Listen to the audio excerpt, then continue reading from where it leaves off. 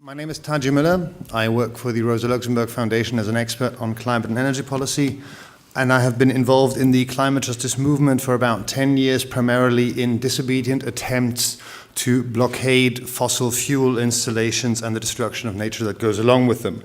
I believe that including the fact that I'm simply a human being on this planet, gives me the right and the authority to bring this case. Could you, Tadzio, please tell could you make an outline about what's going on with climate change? Now,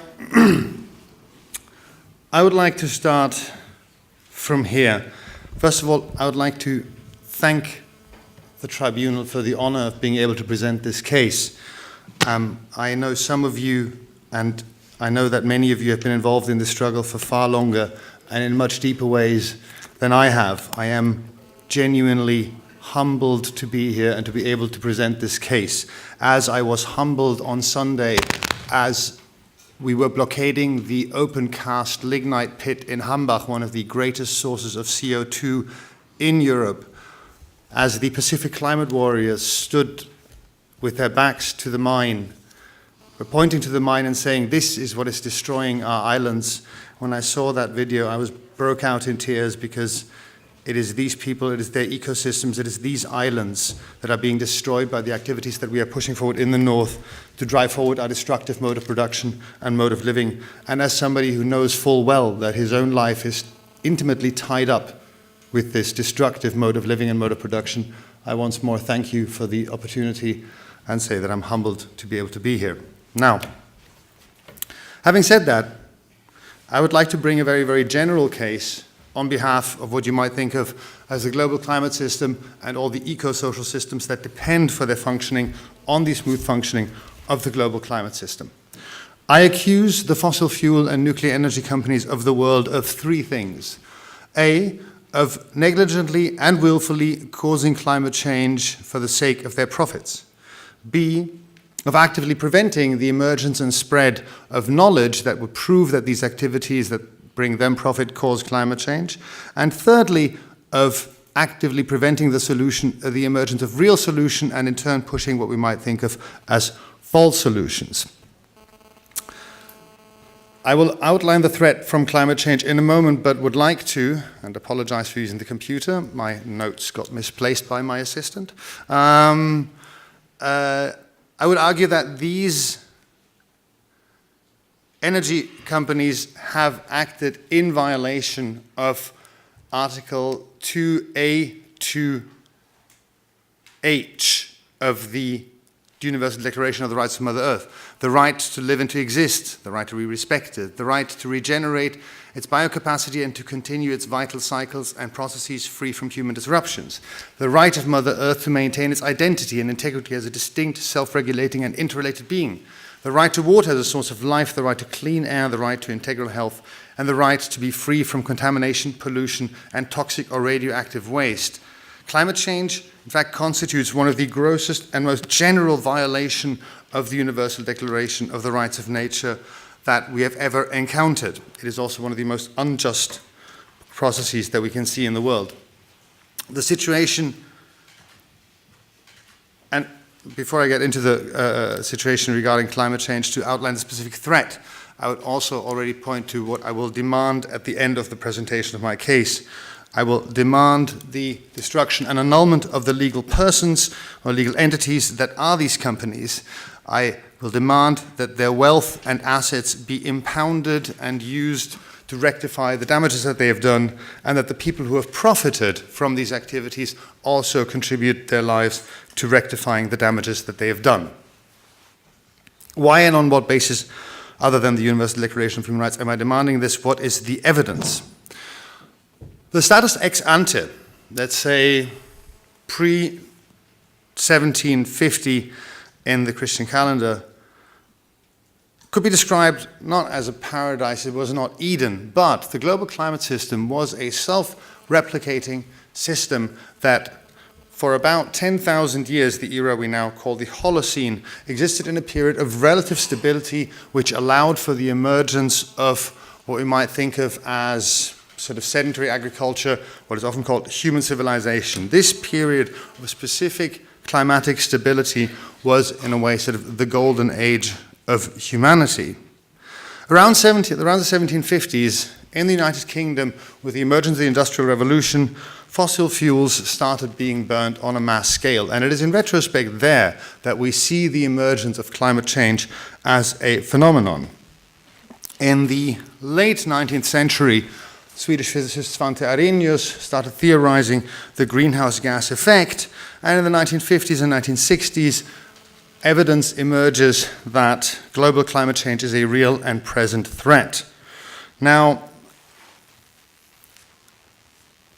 a defender for the other side might invoke the old legal principle nulla poenam sine lege, no punishment without law. And it is true that certain elements of knowledge about climate change were not available to those people who started burning fossil fuels in the late 18th century. However, it seems to me that there have always existed everywhere in the world, in all the communities around the world, bodies of traditional knowledge that clarified the fact that nature could not be used as an unlimited sink. In fact, if I may sort of use this terminology, you have to be a genuine idiot to assume that natural cycles can exist if you just dump lots and lots of trash in them. And as a result, I would reject the use of the principle nulla poenam sine lege and argue that everybody and every legal entity that has profited from the activities that cause climate change since the second half of the 18th century can be held accountable for these. Now, from the 1970s onwards, I move to argue that energy companies actively prevented the emergence of knowledge about the way their activities, their profit-making activities, were destroying ecosystems and impacting the most marginalized among us. The most prominent element of this is, of course, the case Exxon knew. We have documents showing that Exxon, one of the main profiteers of this system of fossil fuel-based capitalism, had knowledge, specific, determinate knowledge of climate change, of its causes and its effects, as of, at the very latest, 1981. We assume that they had knowledge earlier, but we know that as of 1981, they definitely knew that what they were doing was destroying the global climate system and was therefore in violation of the many articles of the Universal Declaration that I cited. So this is my first point was that they willfully caused climate change in order to make a profit, and in doing so ignored bodies of traditional knowledge that clarified to anybody who could think that nature cannot be used as an eternal sink, but that it actually does have innate rights and that we have innate duties vis-à-vis it. Once, even within European modernity, as you might say, knowledge emerged that showed that these activities engaged in by the energy companies were a form of, not just a form of insanity, but also specific violations of natural and human rights. The energy companies, Exxon and others, but here in Germany, RWE, E.ON and other actors would do the same thing, actively worked to prevent the emergence of knowledge. They funded climate deniers. They made sure that allies in the media kept continuously sowing doubt. They corrupted politicians, put them on their payroll. We see this very much here in the Rhineland, where it's in fact impossible to tell the difference between where the energy companies end and where the state begins. This is true in many countries and regions that have seen the emergence of extractivist models of development. And of course, they did this with the goal of maintaining their profit margins, accepting full well that they were thus violating human and natural rights. The third, and this is the central element of this case, a third element is the emergence of false solutions. As we are now in a time where it has become clear that climate change is not just the biggest environmental crisis that we've ever faced, it is the biggest justice crisis that we've ever faced. They continue to push false solutions on us. So what is the situation today? Climate change isn't just causing extreme weather events around the world. It has already led to the displacement of hundreds of thousands of millions of people from their land. It has led to adaptive pressures on ecosystems that these systems simply cannot deal with, and they are collapsing around the world.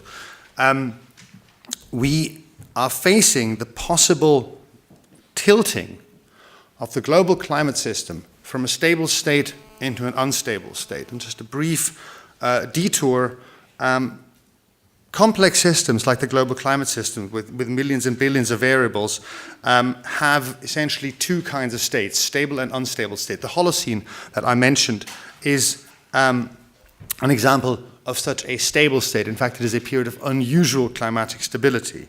In such a period of climatic stability, sedentary agriculture can emerge because of the regularity of things like seasons. Planting and crop cycles can be repeatedly organized because we know the climate is relatively stable. If the global climate system is pushed out of this stable into an unstable state, the stability of all the eco-social systems that exist within it is threatened. In fact, life on Earth as we know it is threatened, and the first people who will suffer in this situation are not the ones who have caused the most who have done the most to cause the problem, but those who have done least to cause the problem, those who have accumulated the fewest resources from the activities that destroy the climate, will be those that suffer most.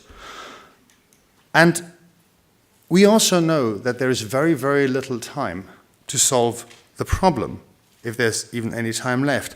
And in that moment, in that situation, the fossil fuel and nuclear energy companies continue to prevent the emergence of real solutions, not just of renewable energies, but of other forms of agriculture, other forms of mobility, for example, around the world. And they actively push the false solutions that we will hear three experts talking about, and I will name these experts when I'm done with the presentation of this case.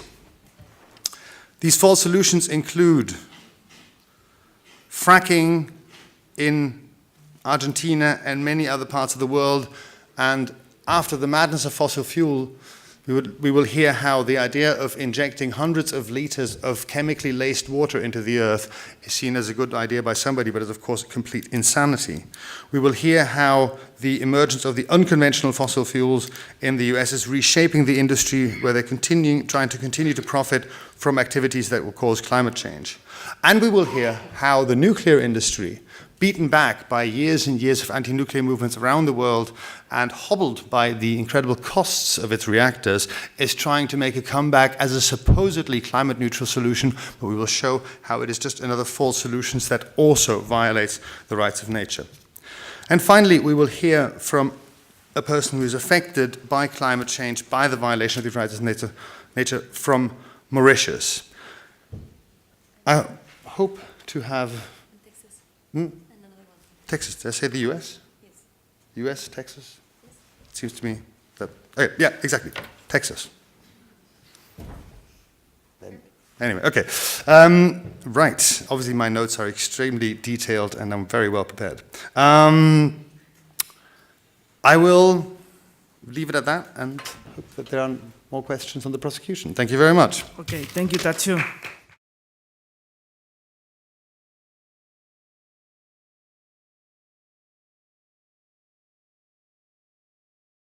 Bueno, ¿qué tal? Muy buenos días.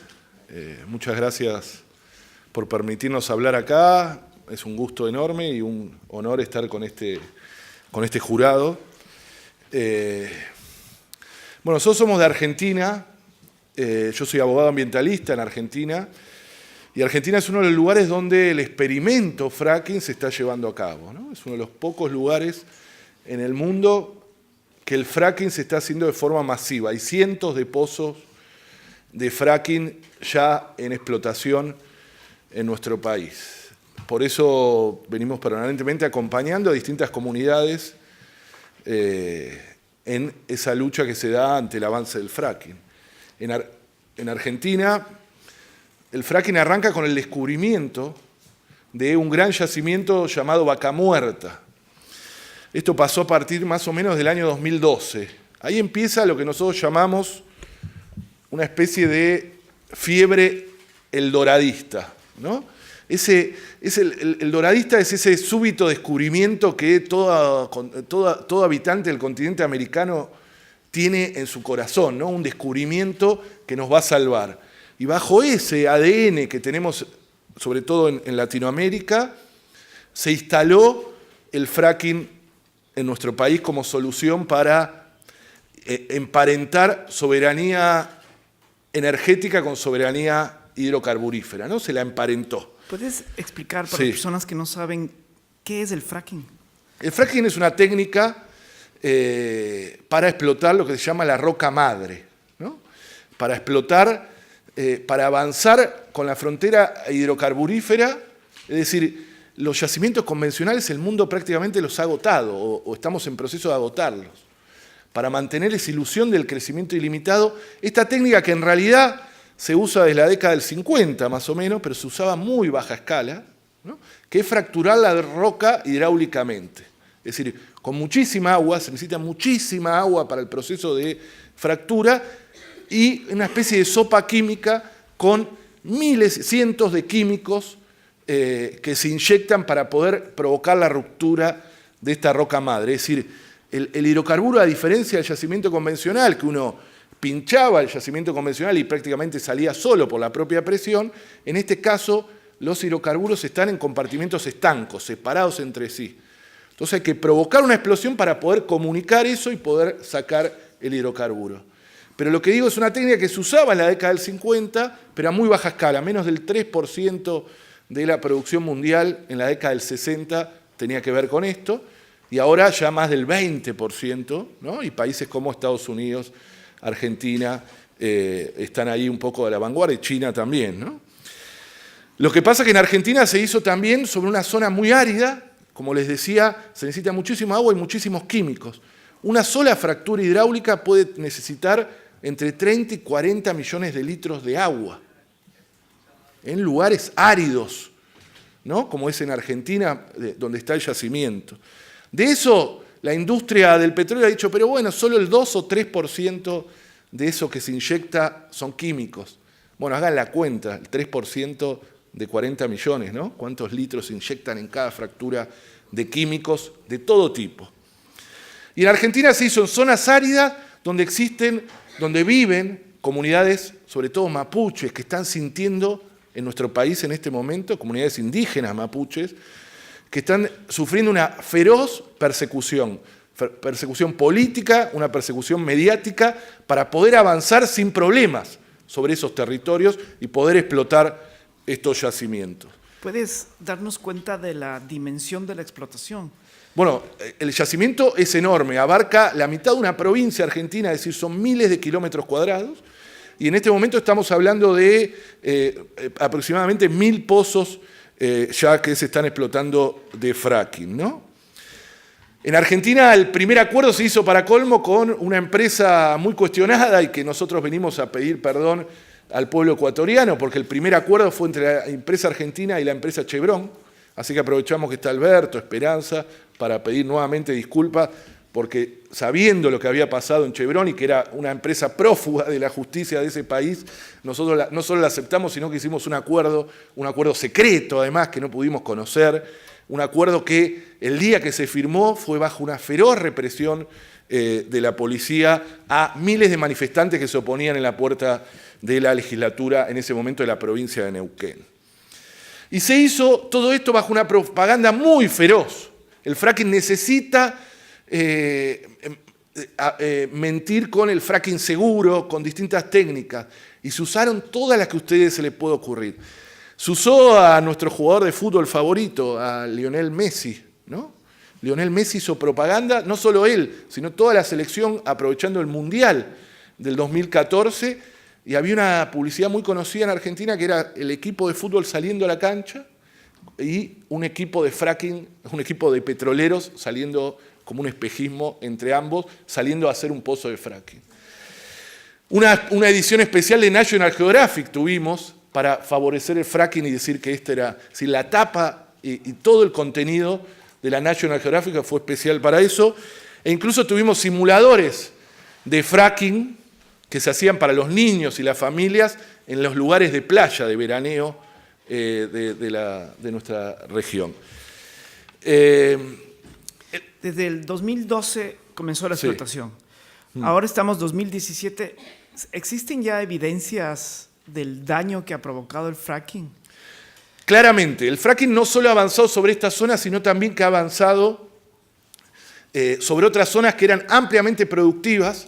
Hay una zona que se llama el Alto Valle de Río Negro, que era muy productivo, donde tenía una matriz productiva relacionada con la producción de peras y manzanas, fundamentalmente, y el fracking ha avanzado. El fracking tiene esa característica, ¿no? Es la ampliación de las fronteras hidrocarburíferas a lugares donde antes no había llegado. En eso tiene una similitud con la megaminería, ¿no? Eso me parece muy importante contarlo. La megaminería es viene también a ampliar la frontera de explotación, ¿no? La minería antes de esto era en vetas, era subterránea, por eso la imagen que uno tenía del minero era con el casco y la linterna en el casco, pero esos minerales en vetas prácticamente ya lo hemos agotado. Y hemos encontrado una nueva técnica que es la megaminería, que es explotar los minerales que están en baja proporción, ¿no? Y para eso hay que volar montañas enteras para pasarlos por una sopa química. Bueno, esto es muy parecido.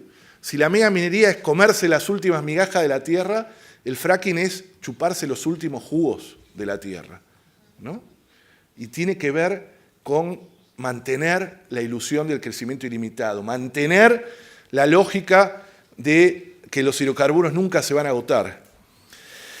Y para eso también es muy importante decirlo, se hizo una flexibilización para poder que entre el fracking en Argentina, se flexibilizó toda la legislación tributaria, es decir, los tributos, porque si no el fracking no es económicamente rentable, se flexibilizó laboralmente, es decir, el trabajo, un acuerdo y se han bajado todas las condiciones laborales que tenían los trabajadores, porque si no, no es rentable, y por supuesto, una enorme flexibilización ambiental. Esto pasó también, como sabemos, en Estados Unidos, que se han modificado legislaciones para que el fracking pueda entrar, en vez de modificar la técnica, se modifica la legislación para que pueda ingresar. En suma, el fracking es una bomba de carbono, por las características propias que tiene su explotación, por la necesidad que tiene, es altamente irruptiva en los territorios. Es decir, es mucho más irruptiva que el petróleo convencional, que ya lo era. Por su magnitud, por sus características propias, podemos denominarla como una bomba de carbono, tanto por el proceso de producción o de extracción, como luego, por supuesto, en su consumo como hidrocarburo, ¿no?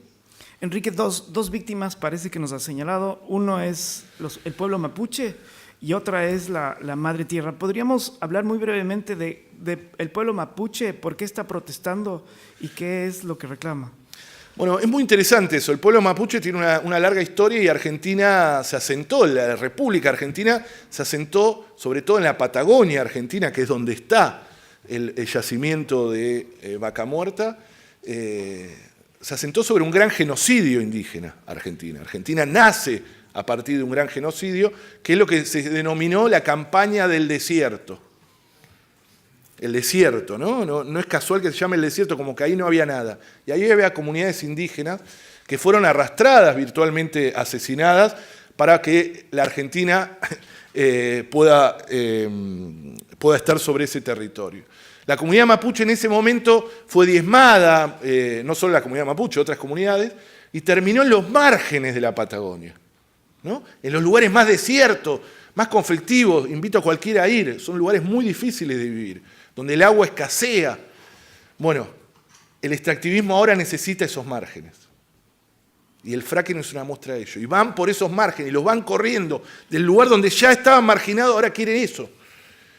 Y entonces van por ello. Y hay toda una feroz campaña mediática, una feroz campaña política, una especie de consenso, con muy pocas excepciones en la clase política, que defienda, bueno, ahí tenemos a uno de los jueces que defiende a la comunidad de mapuche, que es Fernando Pino Solana, pero casi todo el resto de la comunidad política mira para otro lado o acusa a los mapuches, y empieza ahí lo que hablamos: terrorismo ambiental,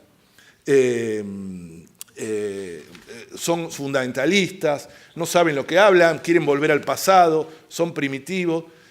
Y Vaca Muerta es la salvación de Argentina. Nos vamos a convertir en Arabia Saudita. Eso lo dicen literalmente, ¿eh? Lamentablemente.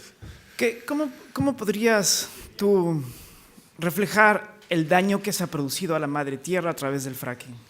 Bueno, los daños son múltiples. El fracking en Argentina, y sobre todo por la formación de Vaca Muerta, está a mucha profundidad.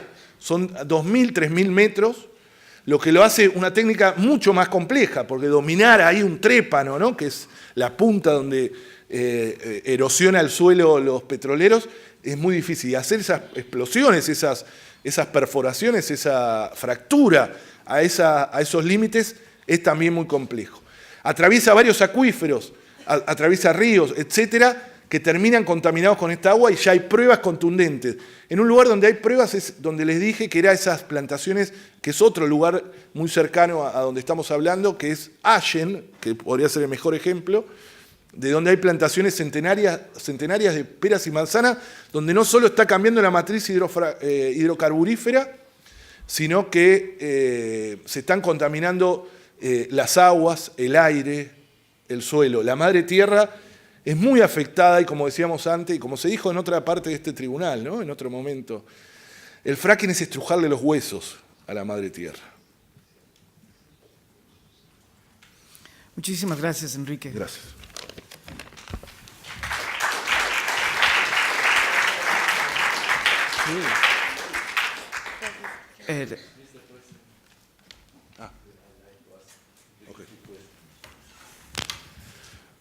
Yes, we have one of the judges who will ask you a question. Proceed.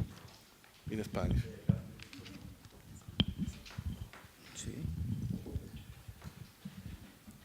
Muy buenos días. Me gustaría que nos des dos puntualizaciones que me parecen fundamentales.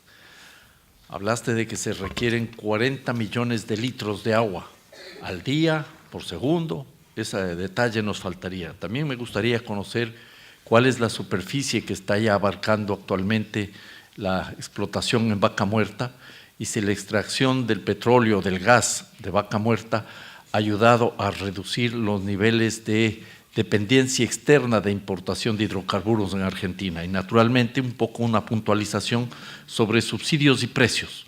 ¿En cuánto se está vendiendo el gas o el petróleo que se obtiene de Vaca Muerta y cuáles son los subsidios que existen o si la sociedad argentina está pagando un sobreprecio para eso puede hacer eso rentable? Bueno, muy importante las preguntas que hicieron, espero acordarme todas. Una muy importante es que el fracking en Vaca Muerta, voy a empezar de atrás para adelante, está financiado por los trabajadores argentinos, claramente, el trabajador y la sociedad argentina. Es un fracking que el gobierno, tanto el anterior gobierno como el actual, le garantiza un piso mínimo, es decir, un precio mínimo que es caracterizado por subsidios. Yo no me acuerdo, Pino se debe acordar mejor yo, cuánto estamos hablando, casi de 10.000 millones de dólares, ¿no, Pino?, de subsidios anualmente a la industria del petróleo en general y al fracking en particular. Es decir, el fracking necesita subsidio y terminamos haciendo ese corrimiento de la frontera hidrocarburífera, esta técnica absolutamente destructiva y violatoria de los derechos de la madre tierra, es financiada por los trabajadores y la sociedad argentina a través de los enormes subsidios que reciben las transnacionales petroleras. Los 40 millones de litros es por fractura, es decir, y un pozo se fractura durante su vida varias veces, según cada caso y según qué es lo que ha pasado en cada fractura. Pero hay algo que es muy característico, cuando se va a hacer la fractura se ven kilómetros, pero literalmente, de cola de camiones con agua que llevan ahí, porque son lugares donde el agua escasea mucho. Entonces hay kilómetros de cola que van entregando el agua para poder inyectarla. Es muy impactante el momento ese. Son más de 2 kilómetros de camiones uno atrás del otro para la explotación. Y después la otra pregunta, la tercera. La superficie también. A ver, el yacimiento es muy grande. Son aproximadamente 500 kilómetros cuadrados, pero no se está explotando en su totalidad. Vaca Muerta en realidad es una especie de fantasma, ¿no?, donde se han hecho fenomenales Digo un fantasma como cuando se habla del desarrollo, porque nunca se puede alcanzar. Eso de que nos van a decir de que ahora no dependemos del exterior, nunca se alcanza. Siempre nos van corriendo, como decimos futbolísticamente, nos van corriendo el arco, ¿no? O la línea de llegada, si se quiere. Y con eso, mientras tanto, se hacen fenomenales negocios. Porque detrás de Vaca Muerta hay negocios financieros enormes, negocios de la clase política también, que es proveedora muchas veces de esas petroleras que van haciendo. Es decir, los negocios se van haciendo, se va destruyendo la madre tierra, pero no hay ni soberanía, por supuesto, energética, ni siquiera soberanía hidrocarburífera. Argentina no ha alcanzado, sigue necesitando hidrocarburos, seguir importando hidrocarburos del exterior, lamentablemente.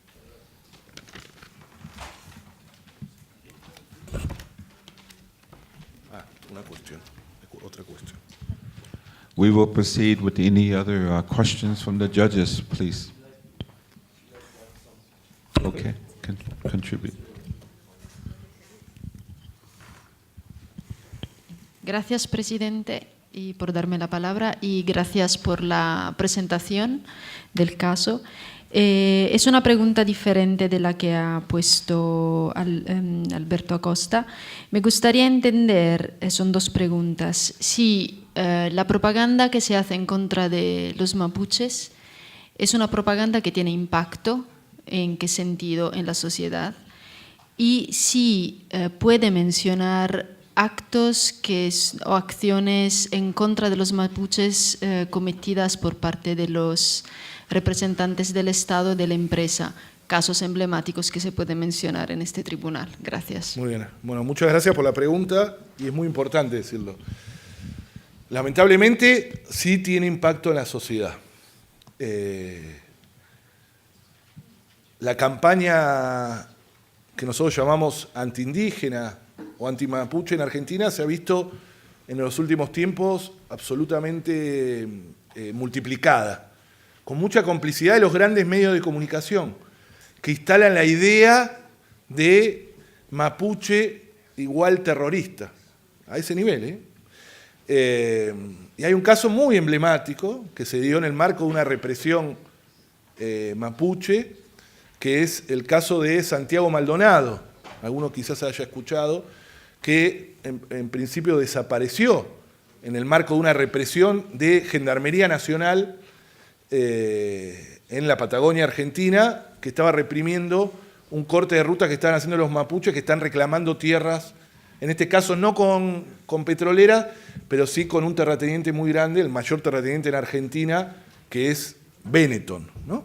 El dueño de la ropa Benetton.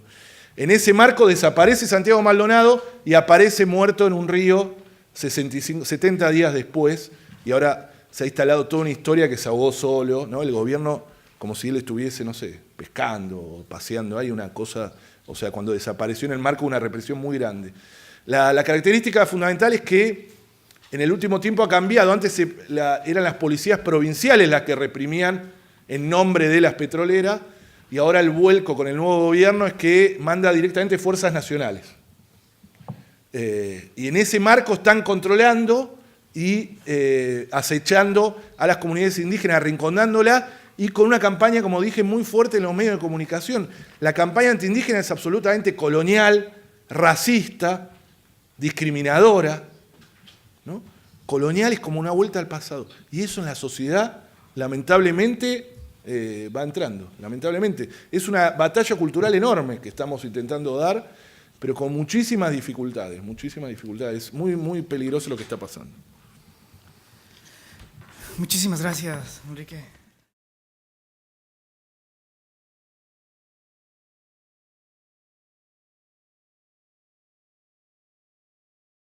My name is Beachy, and I work with the Sierra Club, and the Sierra Club is the oldest and largest grassroots environmental organization in the United States.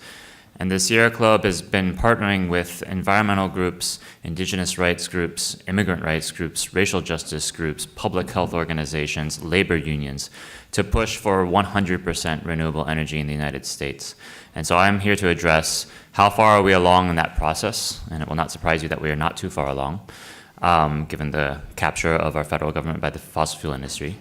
and to talk about how exactly it is that the fossil fuel industry controls our policies affecting renewable energy, and hopefully, if I have some time, some signs of hope. And my particular position is I direct our trade program at the Sierra Club, and I've worked on trade agreements for about 15 years. And that is relevant because it is one of the tools that the fossil fuel industry does use to control, to ensure their immortality, among others. Thank you, Ben. So, could you tell us what's going on with fossil fuel in North America, please? Yes, so I'll be speaking specifically for the US context. And I think it's important to start with some good news. It may surprise you, given the current occupant of our White House, but the majority of the United States, the vast, vast majority of the United States, not only believes that climate change is real, but they very much care about climate change.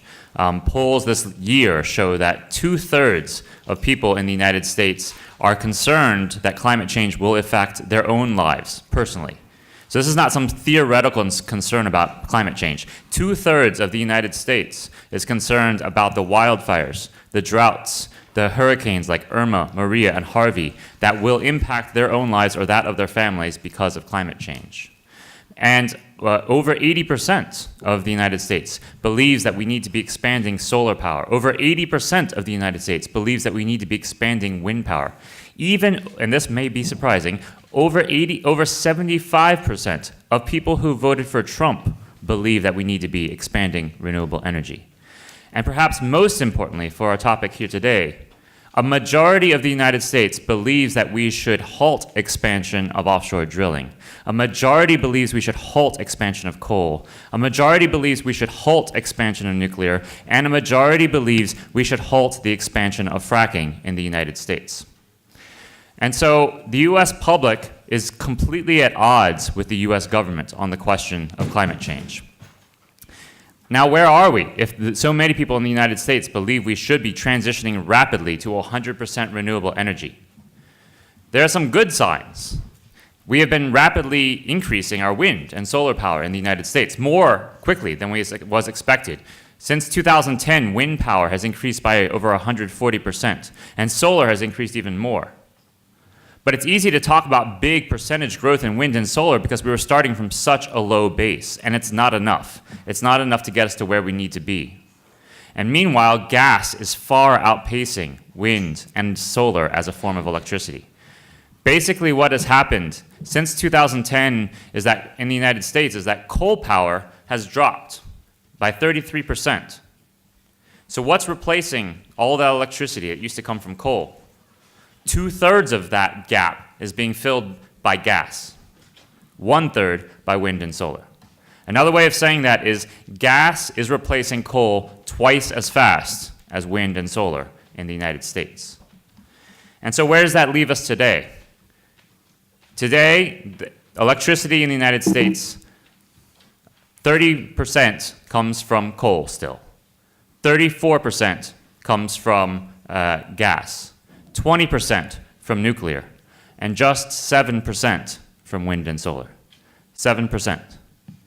So if our goal is 100% renewable energy, and you think of that goal as spread over the course of an entire calendar year, we're still not out of the cold days of January. So how is it that we have the reliance on fossil fuels does not only contain to electricity. When it comes to transportation as well, we've actually seen increase in oil usage for vehicles in the United States since 2010, not a decrease. So again, we have a lot of gas going into our electric grid and a lot of oil going into our cars. But it's not just for our own consumption that we see this increase in gas and oil. We're actually now exporting gas and oil. Really for the first time to a significant degree. Since 2010, we have doubled our exports of oil and of gas to the world. And this, of course, matters because the atmosphere does not care whether that oil and gas is burned in Michigan or Manitoba or Michoacan or Micronesia or Macedonia or Malawi. It still goes into the same atmosphere. And that climate change that results has dire impacts on all those places I just named. And so while our current carbon accounting does not count on the ledger that is the U.S.'s contribution to climate change, those exports are indeed the U.S.'s contribution to climate change as well. Now, where did this increase in oil and gas come from? Two main sources. One, as Enrique just talked about, fracking. And the second is oil sands, tar sands from Canada. Fracking is now 2/3 of natural gas production in the United States. 2/3 of our gas production. That actually, if you look at the non-fracked gas today is less than half as high as it was in 2000. That is, it has gone down. So it's only because of fracking that instead of going down, natural gas production since 2000 has gone up 40%. We're entirely reliant on fracking for this boom in gas that we see in the United States. It's not just gas, it's also oil. It's the same deal. Fracking is now 1/2 of our oil production in the United States. And again, since 2000, non-fracked oil production went down, while fracking drove overall oil production up by 60% since 2000. So fracking is the critical input into our contribution to climate change in this day and age. And it's not just climate change, of course. We just heard from Enrique a detailed description of how fracking affects the lives of people here and now through the contamination of air and water and health effects. Well, in the United States, there are 9 million people who live within 1 mile of a fracked oil or gas well.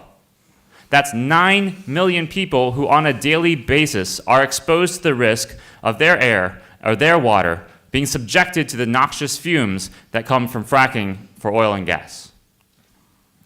Tar sands, I mentioned, is the second main reason we have all of this oil and gas, both for our consumption and for our exports. Tar sands oil is the primary reason that we've seen such an increase in imports of oil from Canada. Almost all of the increase in oil imports from Canada has come from the tar sands in recent years. Tar sands oil imports from Canada have actually doubled since 2007. And of course, we all know that tar sands oil is the most climate polluting fuel commonly used in the world today. But again, the impacts are not only on climate change. There are very immediate impacts from tar sands oil, from the lands in Canada that are ripped apart, indigenous lands that are ripped apart for the extraction of this oil, to the many communities along the thousands of miles of the pipelines routes, the pipelines that transport this oil, threatening oil spills to communities from Canada down to near the border with Mexico. To the communities, largely black and brown communities in Texas, who have to endure asthma-inducing fumes coming from the refineries that are processing that tar sands oil. So the effects are real, they're immediate, and they're felt by a vast number throughout North America. So how is it, if the United States public is pushing for limiting fracking, limiting our dependency on fossil fuels, how is it that our dependency is only growing in many respects? How is it that we have this flood of oil and gas? It is because, in short, the fossil fuel industry has captured our federal government. It will not surprise you, perhaps, but let me go through a couple of the details to explain, because this is a critical part of the story.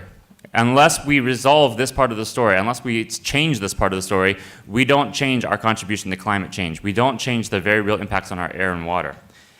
Corporate lobbying and corporate campaign contributions drive policymaking in Washington, D.C. And the oil and gas industry is among the largest contributors. In 2010, the oil and gas industry and other corporate polluters gave $70 million to congressional candidates.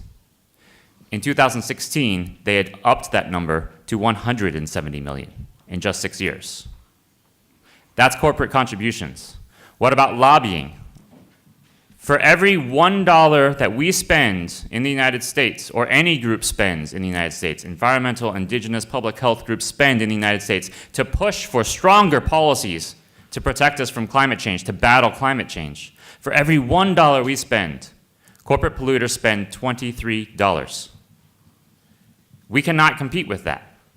And so perhaps it is not a big surprise who ends up making policy in Washington. But it's not At this point, under the Trump administration, it's not just that corporate polluters are lobbying the government, they are the government. Under the Trump administration, our current Secretary of State is the former CEO of ExxonMobil. Our current Commerce Secretary used to be a coal CEO. And perhaps there's no clearer example than the current head of our Environmental Protection Agency, Scott Pruitt. Scott Pruitt was the Attorney General in the state of Oklahoma, and as the Attorney General, Scott Pruitt sued the EPA, the Environmental Protection Agency, 14 times to try to block new climate and other environmental regulations. Now he's in charge of that agency he was so fond of suing. While he's an unabashed champion of fracking, back again when he was in the Attorney General in Oklahoma, he received from an oil company a statement against new regulations on fracking. What he did with that was he copied it, he pasted it, he put his own logo on top of it, and he sent it in to the EPA without changing a word. And that is why many people now call Scott Pruitt essentially a stenographer for the fossil fuel industry in the United States.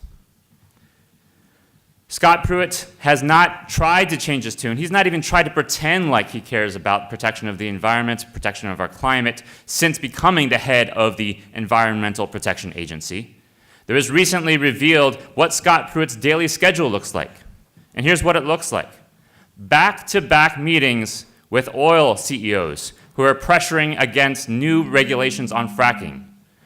Meetings with coal CEOs pushing against new policies to protect us from climate change.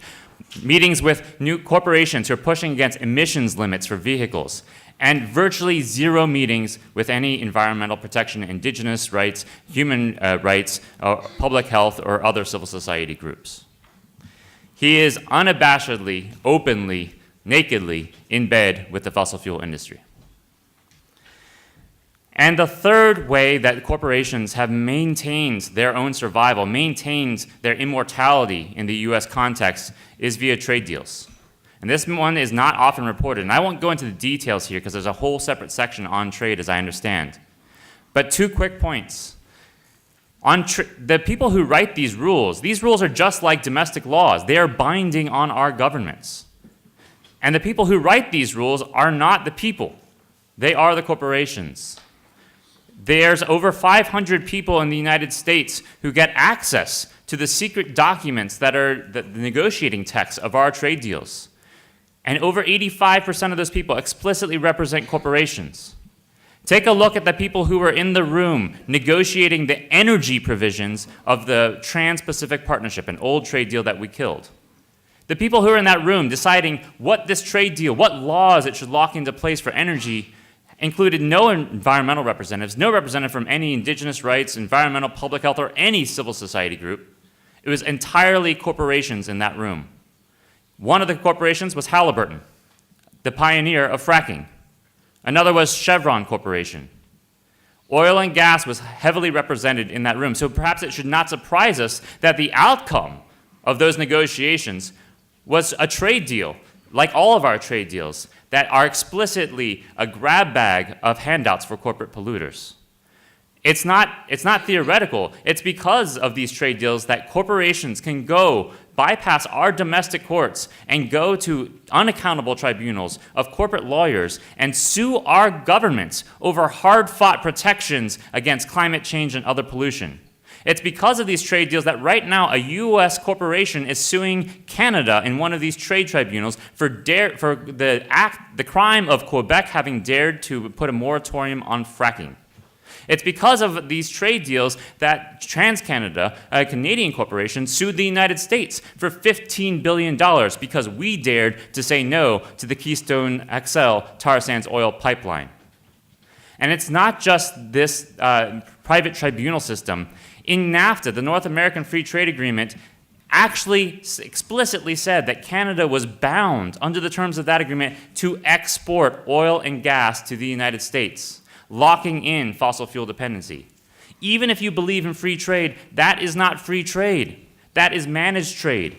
It is saying that Canada shall export oil and gas to the United States. It's very hard to ramp down tar sands oil in Canada if you're required under a trade deal to export that same oil to the United States. It's very hard in the United States to fight tar sands oil pipelines if there is a legal guarantee under a corporate trade deal that that oil will continue flowing across the border. And so those are the main ways that in the United States right now, the fossil fuel industry, despite public opinion, has managed to guarantee its own survival. There are some signs of hope, though, and briefly I'll conclude with this. We are fighting back. The movement for clean energy is in fact growing despite our current government. We are suing this government at every step along the way, every time they try to roll back one of our climate protections. There's a suit right now in Nebraska still halting the Keystone XL pipeline. Indigenous groups and environmental groups are going to courts across the land in the United States to sue this government at every step of the way. Look at our states and our cities.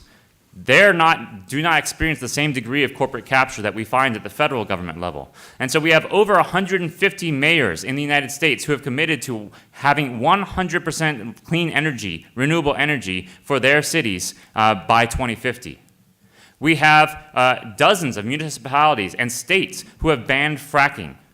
We have the state of California just signed into law a couple weeks ago, a new bill saying that if you want to sell goods to the state of California, you need to track your supply chain climate pollution emissions, and you need to limit those emissions. We have the state of New York that just a couple months ago said that it took a next move towards invoking a new system that would require polluters to pay, making gas more expensive, making it less likely that New York citizens have to rely on gas as a source of their electricity. So there's progress, and lastly, I'll conclude, there's also progress in the streets. Last April, on the 100th day of this Trump administration's presidency, 200,000 of us took to the streets in Washington, D.C., marched on it was a record-breaking day for heat, which kind of proved our point. We marched and surrounded the White House, demanding action to take on climate change. And we will continue demanding that. We'll continue growing, though this administration is not listening. If we do our job by the last day of this administration's presidency, that 200,000 will have multiplied. Because this administration and its polluter-friendly agenda will not always be with us. And it's incumbent on us to do the work that we need to make sure that when it is gone, our cross-sector, broad, cross-border movement for a clean energy revolution is ready to go. Thank you, Ben. Mr. Prosecutor, any questions from the judges? Yeah. Thank you very much for your presentation. A couple of questions. One is if you could give a little bit more specifics about current trade deals in the United States that are locking in gas and oil, very specifically around that. And then, because you did have some good expertise on our administration, we also are very concerned about the fact that it is, as you stated at the end, because of power on the streets, in essence, pushing back on the government, that we're getting some forward progress. But there is also signs of the government wanting to make it very difficult for protesters and beginning to put different kinds of regulations, having the right to protest. So if you could comment on those topics, that would be great. Thank you. Yeah, in terms of trade deals that are currently on the table, this administration, the Trump administration, is under negotiations with the governments of Canada and Mexico over the North American Free Trade Agreement. They're renegotiating that agreement. And thus far, the evidence that, again, it's a closed-door negotiation. So it's, oil and gas and other corporate polluters have a seat at the table while the public is locked out. That's how we got the original NAFTA, that, as I mentioned, was such a polluter-friendly deal. So we're not very hopeful that this is going to be any better. And in fact, all we have to depend on, since it is a closed-door deal, are leaks and rumors. But what we have heard via leaks and rumors is that they are entertaining provisions in the North American Free Trade Agreement 2.0, negotiated by the Trump administration, that would include even further handouts to oil and gas corporations. I mentioned the provision, it's called proportionality, that locks in the export of oil and gas from Canada to Mexico to the United States.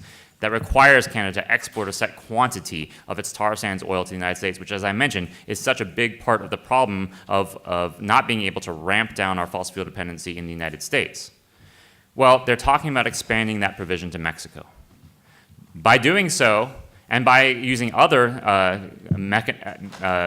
there are other provisions such as a stabilization clause that could lock in the deregulation of oil and gas in Mexico. Those two, the expansion of proportionality, any provisions locking in the deregulation of oil and gas in Mexico, a sector that we happen to think needs to be regulated tightly. These two provisions could incentivize increased fracking in northern Mexico, which is just beginning to take off, increased build-out of oil and gas pipelines across the US-Mexico border, and increased offshore drilling in the Gulf of Mexico, going in exactly the opposite direction of what all of us are demanding. So it is, again, it's a bold-faced handout to corporate polluters. And we're going to try to make sure there's a mass movement across borders and sectors, the same movement that defeated the TPP. And we will try to make sure that any such corporate polluter-friendly deal that emerges from this administration meets the same defeat. With regard to protest, bring it on. We will continue to protest. We will continue to take to the streets. I don't know of any civil society group, any organization, any public body in the United States that has said they will now fear to go out onto the streets. They will now shy away from taking to the streets to demand action on climate and a whole host of other changes that we urgently need because the Trump administration has issued vague threats about the right to protest. We have that right. It is not up to the Trump administration to decide if we do, and we will exercise it. Thank you so much. Ben, I have a question. You mentioned the fossil fuel industry. I'd like you to make some comments about the utility companies as well.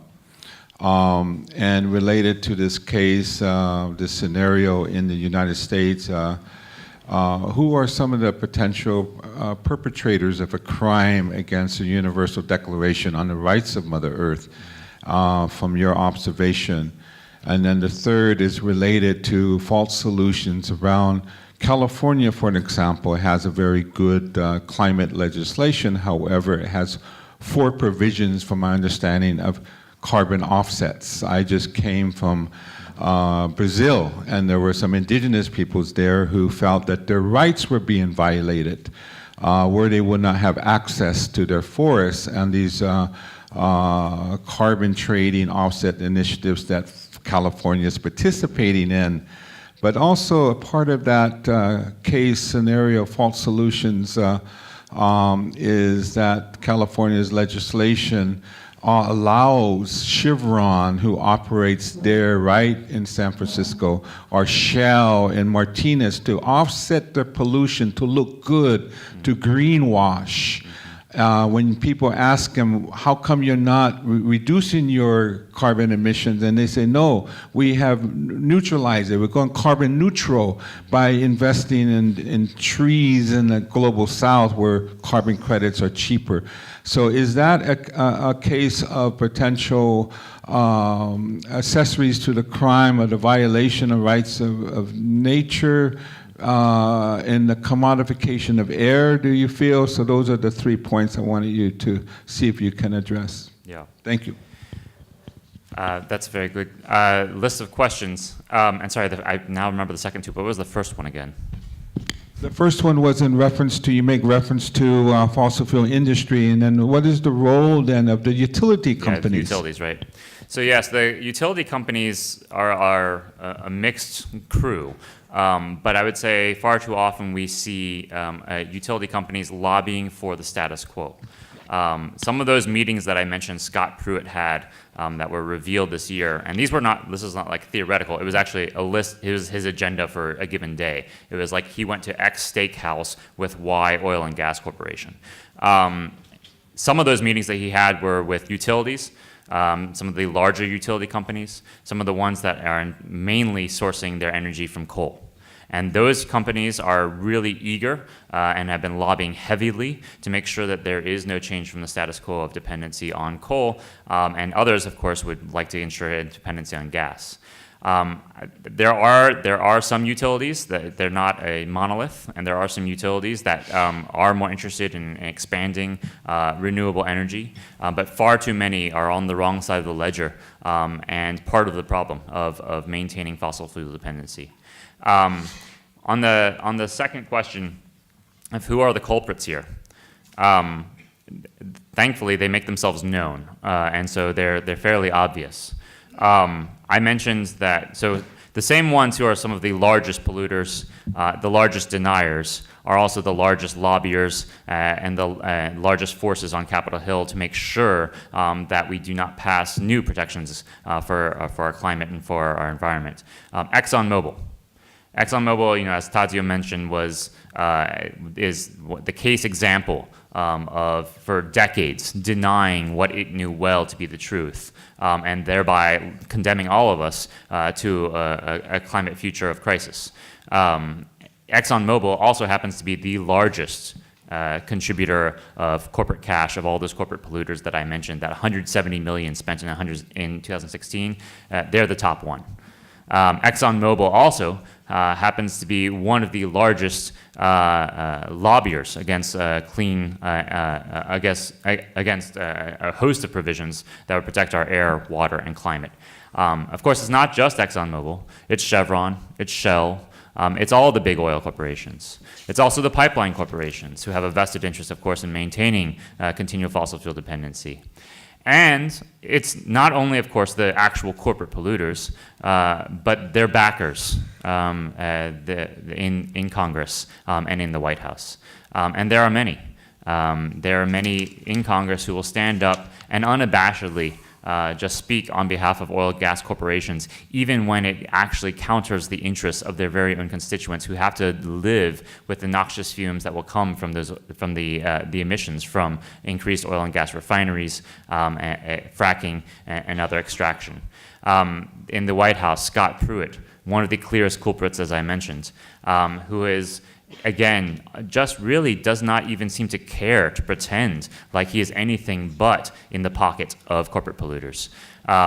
So I would say there are many culprits. Those are some of the easiest ones to point to because they're honestly unabashed in their complicity. To the third question of carbon offsets, yes, I have visited Martinez and I've seen the Shell refinery. I've visited Richmond, California, and I've seen the Chevron refinery. These things are, you can watch as the pollution seeps into the air, contaminating communities around it.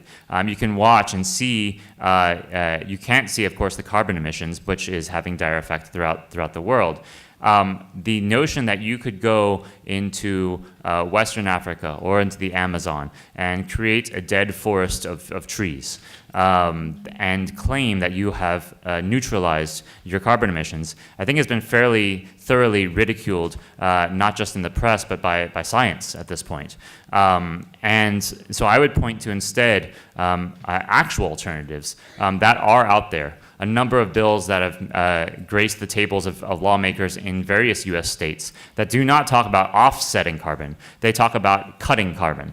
They actually make polluters pay.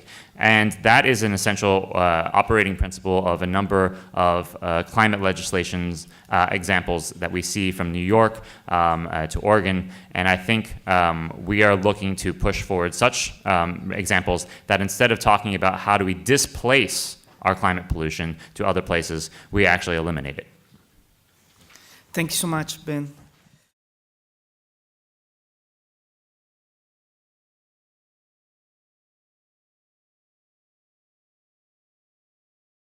First of all, thank you very much, esteemed President, esteemed judges, esteemed prosecutors, impacted people. Thank you for being able to speak here on the full solution nuclear. My name is Rheinhard Uhrig. I've been an anti-nuclear activist since my youth in Bavaria, in Germany. I've been with Friends of the Earth Austria, Global 2000, as an anti-nuclear campaigner for 7 years now.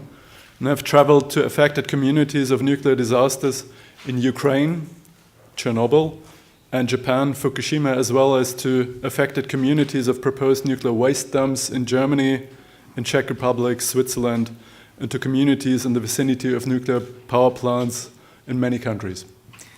Rheinhard, is nuclear energy a solution?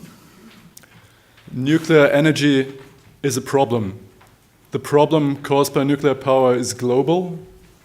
Nuclear power plants are a byproduct of the development of the atomic bomb, an even more destructive form of the violation of the rights of nature. Nuclear power came into existence from the 1940s onwards, with currently 448 operating reactors in 30 countries, but many more non-nuclear countries affected by the nuclear fuel chain and the fallout from nuclear accidents. Could you tell us, could you explain a little deeper the damage that nuclear energy produces? Yes. Oh, excellent, thanks. Nuclear power violates the Universal Declaration of the Rights of Mother Earth in many respects, but in particular Article 2, inherent rights of Mother Earth are affected. Point E, the right to water is a source of life. Point F, the right to clean air. Point G, the right to integral health. Point H, the right to be free from contamination, pollution, and toxic or radioactive waste. Point I, the right not to have its genetic structure modified or disrupted in a manner that threatens its integrity or vital and healthy functioning. I've prepared a presentation, and I will now present the evidence for these violations. My first point is mining. Uranium is extracted from uranium ore, mostly in direct vicinity of the uranium mines. Ore is milled, uranium is extracted and ground to yellowcake. 1 ton of ore is needed for 1 kilogram of yellowcake.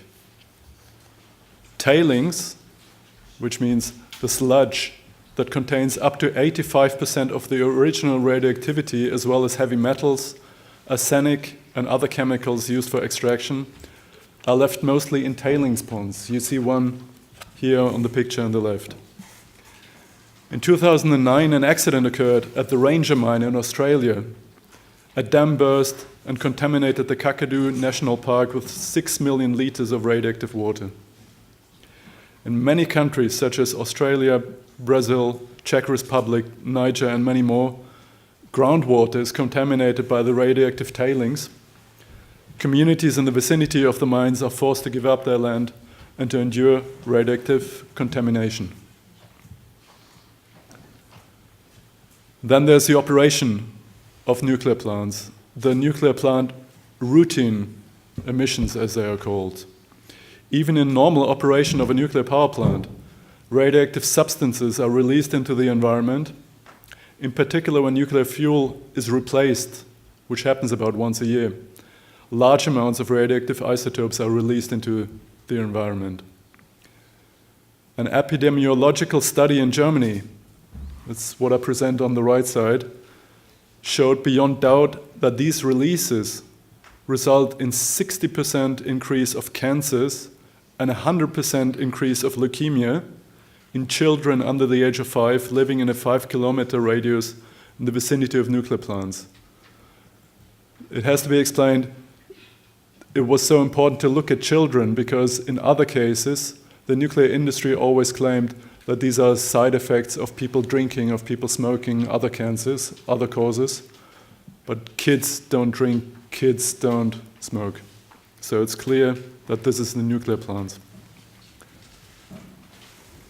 Then there's reprocessing, still in many countries. In order to retrieve plutonium and uranium from spent nuclear fuel rods, these are cut and dissolved in hot sulfuric acid.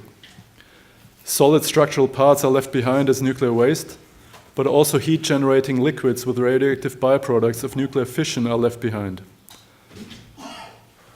These photos are from Sellafield in UK, one of the most toxic places on Earth.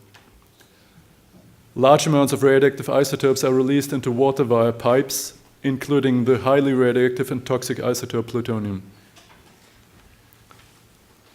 Then, of course, there are accidents. Chernobyl. In an incident or accident in a nuclear power plant, radioactive isotopes such as cesium, strontium, and iodine, but also plutonium can be released into the environment. Plants, animals, and humans get radioactive doses via air or nutrition, resulting in the direct contact of radioactive isotopes with cells, which can cause changes in the cell structure and the DNA, can therefore be mutagenic, carcinogenic. As a consequence of the single nuclear disaster in Chernobyl, today Ukraine, in 1986, 40,000 additional fatal cancers are to be expected, with many more non-fatal ones. We, as Global 2000 Friends of the Earth Austria, have been working with affected families of Chernobyl cleanup workers and children in eastern Ukraine for 21 years. There's a picture on the right side, supporting medical facilities there and orphanages. This support will have to continue for many years to come. Then there's a more recent accident, Fukushima. In the triple nuclear meltdowns in Fukushima in 2011, another area of Mother Earth was contaminated. Again, plants, animals, and humans were polluted by large releases of radioactive isotopes such as iodine and cesium, which have detrimental health effects in different parts of the organism. For example, the radioactive fission products cesium and strontium are embedded in human body tissues, as a human body cannot distinguish between these products and potassium and calcium. Iodine is absorbed by the thyroid gland if non-radioactive iodine prophylaxis is not issued in time, which happened again in Fukushima, as in Chernobyl. And then, of course, there's the eternal problem of nuclear waste. Nuclear plants generate radioactive waste that also emits radiation. Some of the radioactive byproducts release ionizing radiation for several hundreds of thousands of years. For example, the highly toxic fission product plutonium has a half-life in which half of its activity declines of 24,110 years.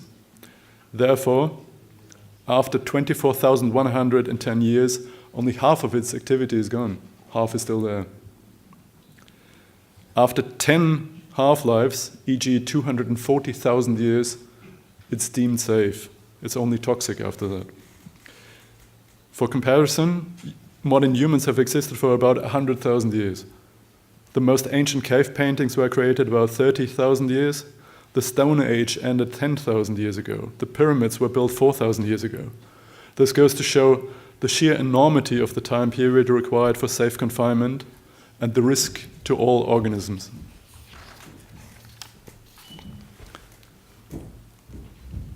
So to sum up my case, unfortunately it's cut off at the top, the health effects on plants, on animals, on humans. Nuclear power is a full solution to climate change. When fission products are released into the environment, they can be incorporated into the human or animal body or into plants via air, water, and nurture, and then damage the DNA of the organism. Nuclear power violates the Universal Declaration of the Rights of Mother Earth in many respects. The responsibility for this violation lies with the operators of nuclear plants worldwide, mostly commercial, but also research and military institutions. These reactors need to be shut down and nuclear power phased out as soon as possible. The financial responsibility for the legacy of the nuclear age has to be borne fully by the operators, even if some companies go bankrupt. There is no justification to rescue them and not the planet that they have polluted and that they continue to pollute. What's the remedy? We humans who brought this destructive form of generating electricity onto the planet will have to take charge of the nuclear waste for many generations to come.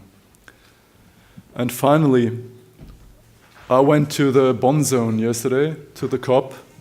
Don't be fooled by the propaganda.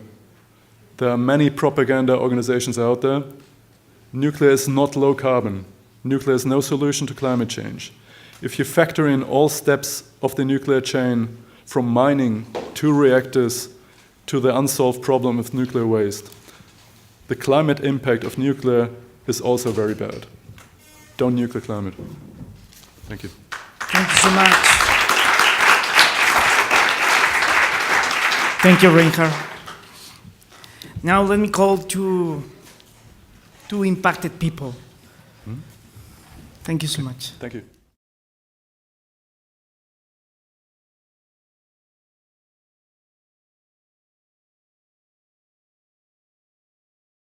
Good morning, everyone. I'm Kashmira from Mauritius, and I'm part of the Center for Alternative Research and Studies.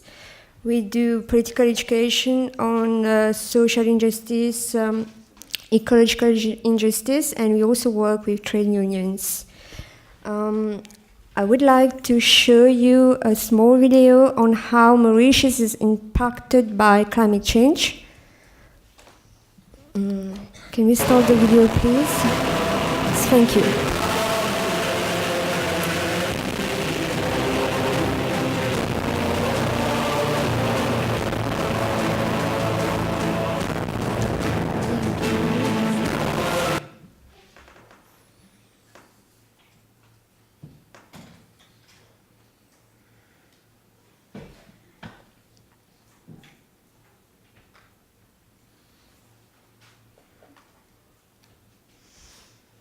Kashmira, could you tell us what are we watching? Yes, I think we can start the video. Thank you. Yes, it happened in 2012, and it was one of the most dreadful experiences that we had with climate change, and it took us by surprise. We weren't prepared at all. It has cost the life of 11 people. And there's a stream that we call the Canal Diet, where we have lots of houses, mostly the working class people. So the houses were completely underwater. I had one of my closest friends, her children, her grandchildren were in the house, and thanks God that they're still alive. I mean, they're here. Recently, we had a school of ecology, an international school of ecology, where many people, many activists from the Réunion Island, Rodrigues, Seychelles, Madagascar were present. And together we worked on a petition against the United Nations framework for climate change. So today I'm going to present to you that. It is our indictment against the UNFCCC.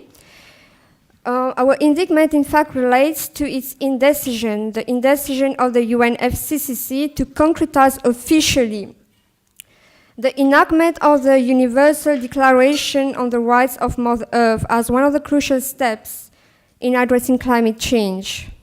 Its inaction, coupled to its agenda in prioritizing market-oriented solutions like the trade of carbon emission, makes the UNFCCC complicit in the gradual drift of the people of the Indian Ocean towards an unprecedented ecocide.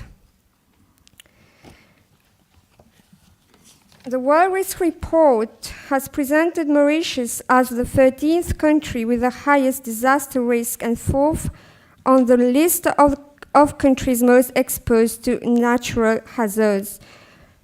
Where will us people of the Indian Oceans take refuge in the very moment of calamities? In contrast to you people from the continent, our island is so small, it doesn't provide us the way to take refuge. I mean, people from the continent can be displaced internally, unlike us people, we don't have a place to go. One intense cyclone is enough to bring Mauritius to its knee. When Donald Trump decided to withdraw USA from the Paris Agreement of COP21, although we hold responsible the mechanism of the UNFCCC for putting on hold real solution to climate change, it means for us extreme weathers and more formation of monster cyclones in the Indian Ocean. His denial to climate change is bringing us people of island state with limited capacity of resilience closer to life destruction.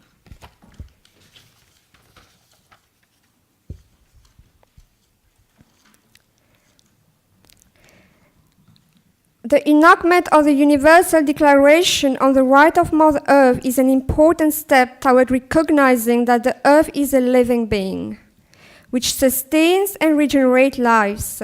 It provides a rift from the existing paradigm of commodifying nature for capital accumulation. The ratification of this charter by state members of the UNFCCC would mean that people from small island development states, despite our limited means as compared to Annex I countries, could file a case in the International UN Court of Justice against the biggest CO2 transnational emitters, holding them responsible for environmental overdraft. In this way, the Universal Declaration on the Right of Mother Earth could become a powerful for the powerless, render visible the struggle of the invisible, and act as a voice for the voiceless like us people of the island state. Extractivism, including anthropocentrism, have reduced nature into a property which could be exploited for the production of exchange goods. The environmental externalities are not taken into account in the cost of the goods. When the European Union, for example, plunders the fish in our seawater, and the end consumers know little about how destructive the fishing practices have been on the marine ecosystem.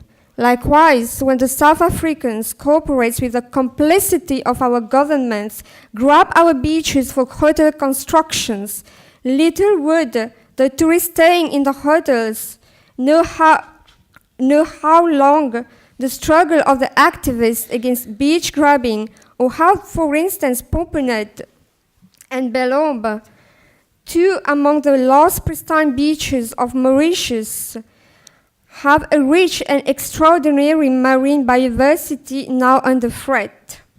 Had the UN taken the adoption of the Universal Declaration on the Right of Mother Earth seriously, environmental externalities contributing to climate change in complex ways would not have been invisible. It would have given us activists the tool to struggle against the commodification of nature and defend our beaches and the pillage of fishes, which are already facing the stress of climate change at the International UN Court of Justice.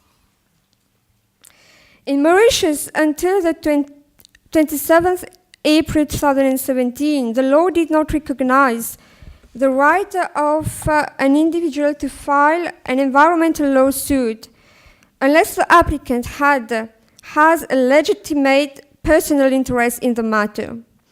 Despite this jurisprudence, recently obtained through the beach grabbing struggle, activists still incur the risk of having to cater for financial damages in the event the verdict of the court is favorable to the proponent.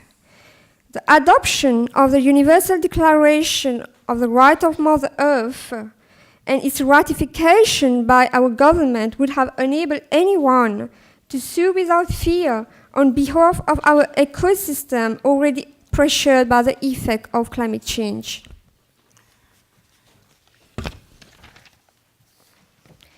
In the Mauritian context, the Environmental Protection Act 2002 stipulates that everyone in Mauritius shall use his best endeavors to preserve and enhance the quality of life by caring responsibly for the natural environment of Mauritius.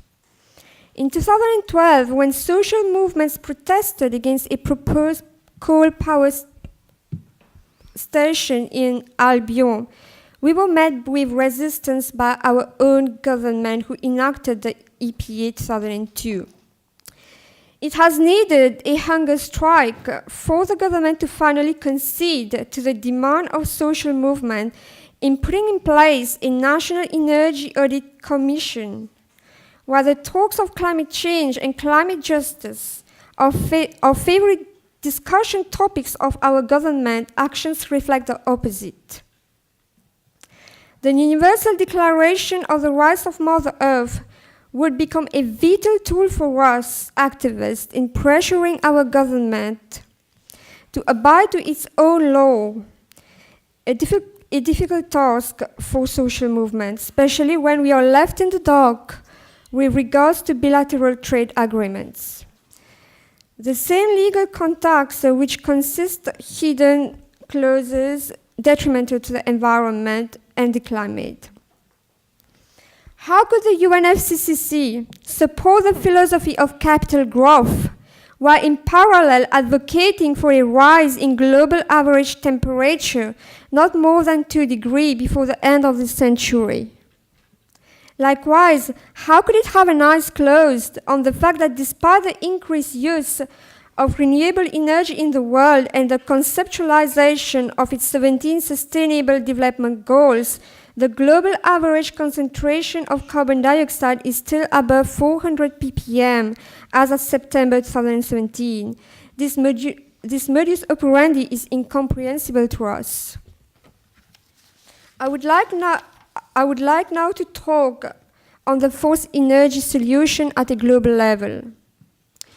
The rights to clean air and means to curb climate change are intrinsically linked to the deconstruction of the world's dependency on fossil fuel. While the historical largest CO2 emitters like US and European countries and the emerging one BRICS are investing massively in renewable energy technologies, we observe despite all the global average concentration of atmospheric CO2 is still at a frightening level, above 400 ppm. It means that renewable energy, rather than substituting fossil fuel, is acting as a top-up to sustain the global economy of overproduction and overconsumption, with China and India producing exchange goods for the whole world. Via the UNFCCC's carbon trade mechanism, the right to clean air has been commodified to the right to pollute. Non-Annex I countries to the UNFCCC, like islands in the Indian Ocean, could sell their rights to pollute to Annex I countries via the Clean Development Mechanism. Mauritius, for instance, could sell its carbon credit to large CO2 emitters through the implementation of green energy projects. On the whole, the influx of CO2 in the atmosphere remains on the increasing trends. Only that UNFCCC has rendered the flow of CO2 absolutely legal. In the rise of NGOs and its climate activists. Okay, I will try to hurry. Yeah. The UNFCCC is engaging in a remarkable effort to bind its members in submitting their national determined contribution report as a means to track their respective climate mitigation plan. A good effort indeed. But scratched beneath this good intention, the mechanism, the UNFCCC reveals a different truth.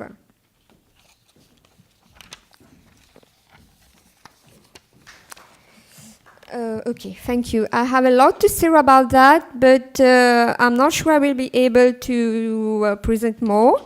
In fact, maybe I could share the presentation with the organizing members so that people here could have an in-depth of the presentation. Yeah. Yeah, thank you. And Thank you you, can Kashmira. submit your reports and paperwork to the prosecutor. Yes, yes, of course. Thank you, Kashmira.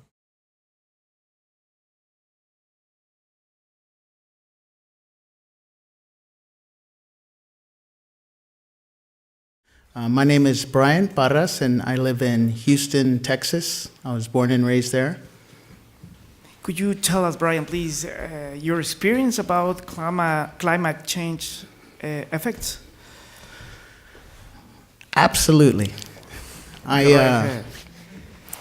I was really taken first off by some words that Esperanza started out with earlier today, and it really reminded me of a moment 2 years back when I was in the jungles too, in the Amazon, and I remember the beautiful smells and the aromas of one of the last pristine areas on the globe, and it was very much a seductive experience, and it's one that I have to say I don't get to have where I live.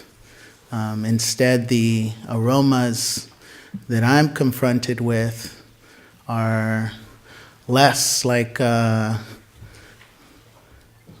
sweet words of a would-be lover, and more like the abusive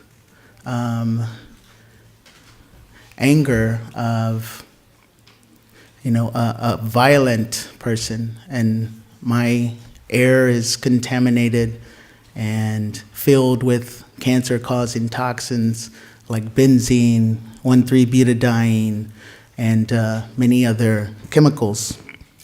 And I think that, for me, it's important to start there, because when we look at the rights of Mother Nature, if you were raised and born in a city or a community that only knows that latter experience, it's very difficult to even imagine a world where the air can be sweet, where the air can be inviting, where the air is something pleasant to experience. And I say that because oftentimes the case is that the air we breathe makes us short of breath. In a weird twist and irony, the very thing that gives us life, that we need to survive, can cause people to lose their breath because of the triggers that are in the air. And those triggers are not items that are natural to our environment. These are chemicals that are being produced and refined and put out into the air by very large petrochemical companies and chemical companies, that many of which Beachy spoke about earlier today, and many of the same companies that we all know very well, ExxonMobil, Shell, so many more, Chevron. And on top of that, we have a litany of other petrochemical industries that make products like plastics and fertilizers and pesticides and so many other byproducts that are also in the area where I live. I'm here today because, we just went through a very, very good example of what these industries run amok will lead to. So I know that y'all probably saw a lot of images of the hurricanes that have devastated the Gulf Coast region. I was in Houston when Harvey came ashore just south of us near Corpus Christi, and then lingered over the Houston area for several days, almost an entire week, and cried over 50 inches of rain onto an incredible amount of space, over 100 miles, that saw unprecedented amounts of rain. And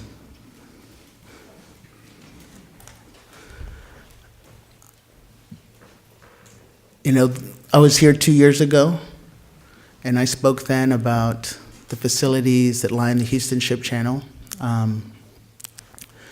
But, it wasn't just in Houston. This was also in Port Arthur and in Beaumont and other refining communities, petrochemical communities in the Texas Gulf Coast.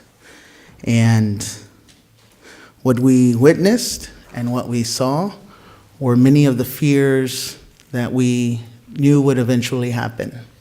And I spoke to some of those 2 years ago. And I think, looking at the different articles, I can talk about a few that I think are good examples and charges that I'd like to highlight. After going through that, and I'll start with Article 1,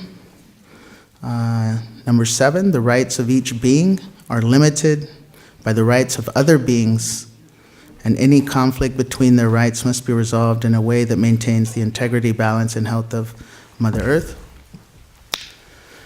So, as I stated earlier, when our air is something that we can't even enjoy in our area, you can imagine the many, many other things that are also not available to us. So I live in a city that's often referenced as Bayou City as well, and we have several bayous that feed out into the Gulf of Mexico.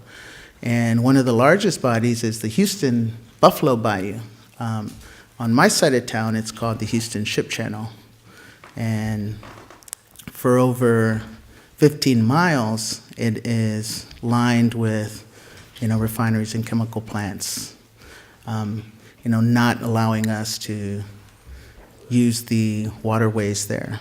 And of course, they are contaminated along with the air as well. And I want to look at Article 2, the inherent rights of Mother Earth. 1H, the right to be free from contamination, pollution, and toxic or radioactive waste.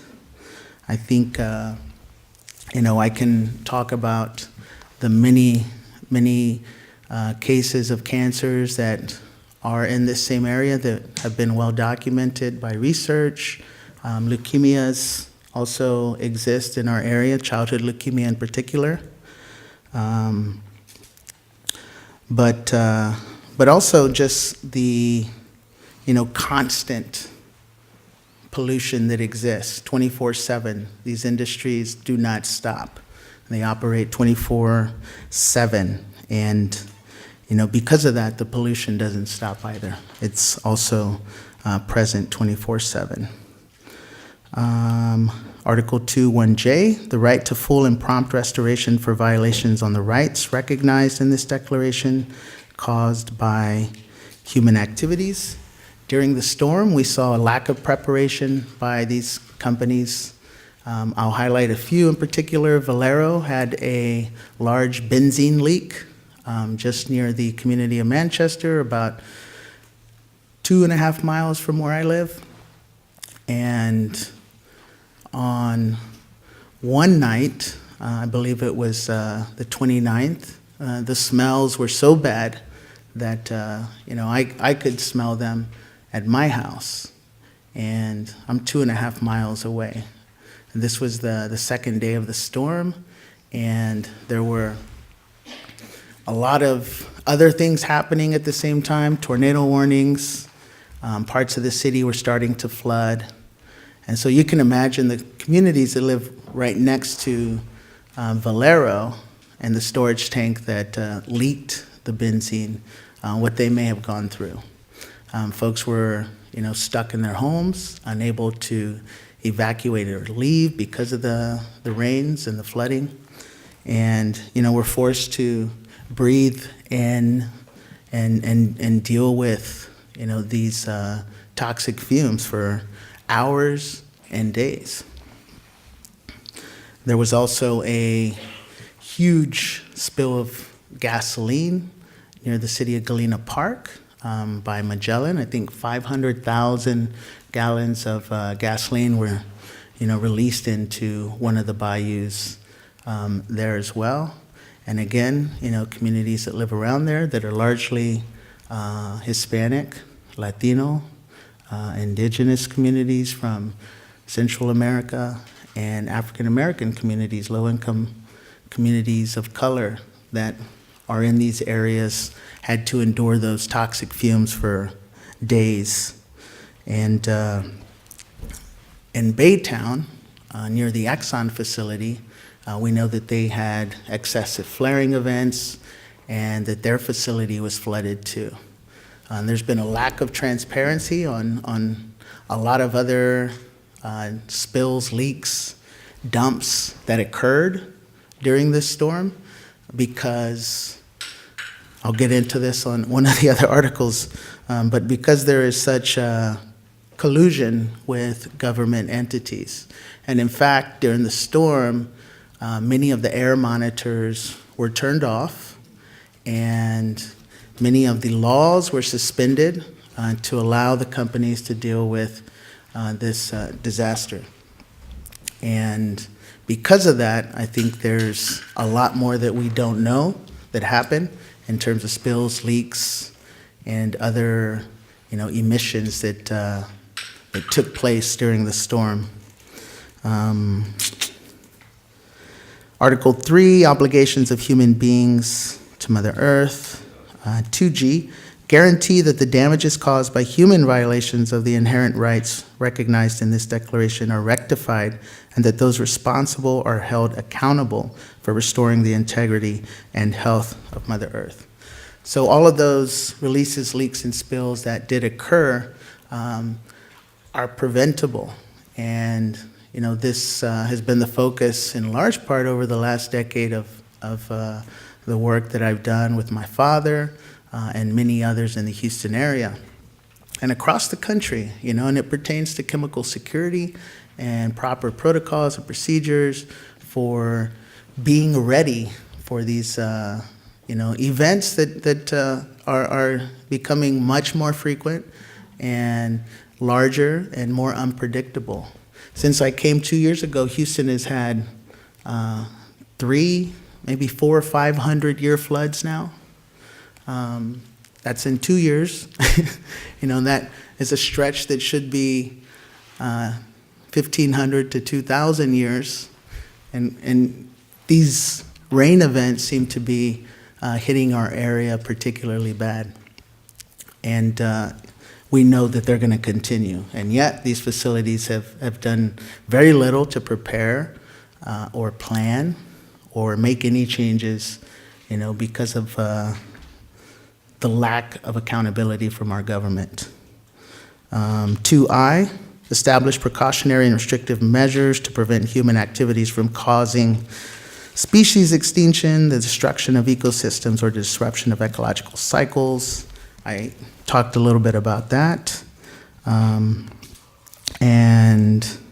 I think, in closing, I just want to say that many of the communities that are being most impacted are the same communities that have contributed the least to this problem, and that goes for climate change, but it also goes for, the mass extinction events that are happening and many of the other ecological problems that we're being faced with. And we have a large migrant population in the city of Houston too, and many of those communities have been forced to migrate because of these same ecological disasters that have taken place in their homelands and are now in the Houston area. And these are the same communities that end up having to live next to the refineries and chemical plants, and low-income communities that have little oversight and very little accountability from the large corporations that line the pockets of the politicians and government entities. Our current governor was Attorney General at the time that Rick Perry was governor, and I was just looking at the numbers. He actually sued the EPA and the federal government 24, 25 times. And this is a quote. I'll end it here because this is, classic Texas political rhetoric. This was in 2013. he's describing his workday. This is Greg Abbott.